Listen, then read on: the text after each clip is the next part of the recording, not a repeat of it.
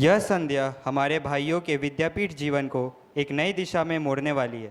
इस संध्या के बाद वे एक आदर्श विद्यार्थी के जीवन को अपनाएंगे और आशा है कि विद्यापीठ की कीर्तिमान को बढ़ाएंगे। Now, at last, I would like to humbly thank all the people present here for keeping their kind patience and full support during the whole program. My humble pranams to all the revered Swamijis, Brahmacharins, monks, respected teachers and guardians, and all of the supportive staff.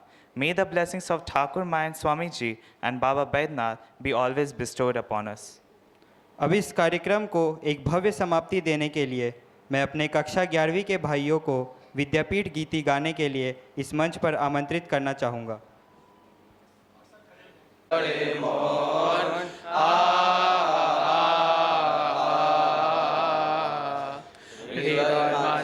আছে সে যে সোনারি স্বপন তার তুলনা ভাই দেখতে নাহি পাই রমি ত্রিভুবন সাদের বিদ্যাপীঠকে মোদের শোভার নিকেতন